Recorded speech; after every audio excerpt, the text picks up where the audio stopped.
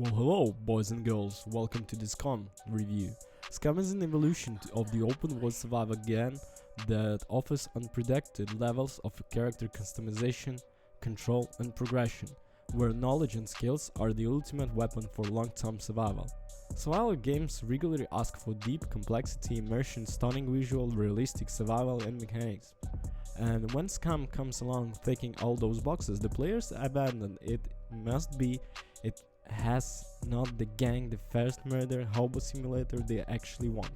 On the flip side, that side launched as Murder Hobo Simulator, the same group flew to it, only to leave it. Message from upon finding out wasn't a deep and immersive survival experience they hoping for. Despite being exhausted with all the type of experience, Scum is fantastic. It's still very much in early access, that little with gameplay is polished, bugs are few and far between and there's solid foundation that will be only get better. Gameplay wise, the basics are the same as the open world survival on the market. Loot and craft your way from zero to hero. The lore and background, on the other hand, is rather unique. Everyone is a prisoner, thrown into the arena as a punishment. Drones fly around and film the prisoners as some sort of sadistic television program for people on the outside. Currently, all the drones do is film you, and while you make your soul yourself in fright, but the developers have hinted at an ominous purpose in the future. Aside from the reality TV guess of things, the goal is to survive, and right now, there is no really an end game. PvP is enabled so the other players can be a serious threat. However, if you are a fairly unpopular server, the bigger worries come in the form of zombies. They can be found near every place of interest, whenever it's a farmhouse, seaside, village or military compound.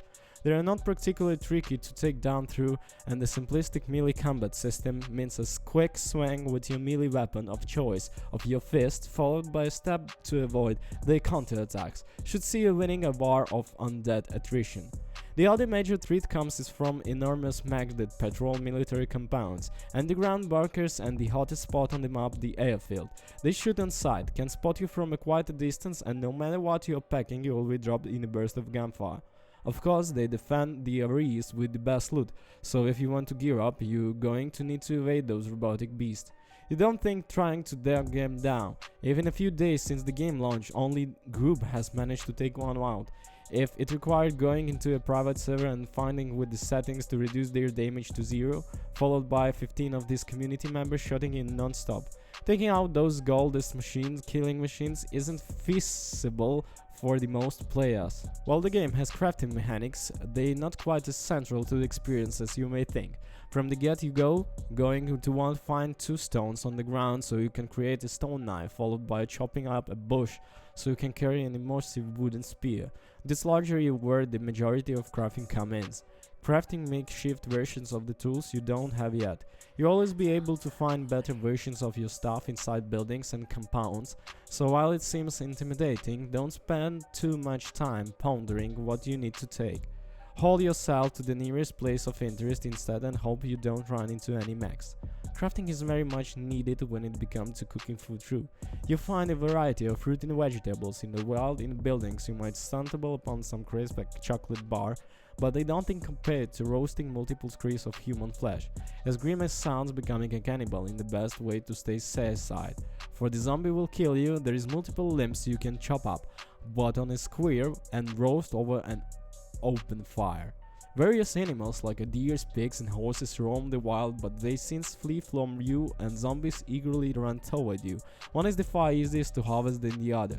Characters don't persist across servers, with the means you can have a lot of different save files, so to speak on go to any one time. Each character you create has their own fame ranking, which is essentially a point system. The better you perform finding gear, crafting tools and killing zombies, the more fame points you earn. If near the system, since the fame can be spent on reviving your character. If you die, you want to respawn next squadmate. It costs you 100 FP. Not bother about your restart, you only have to part with 25 FP.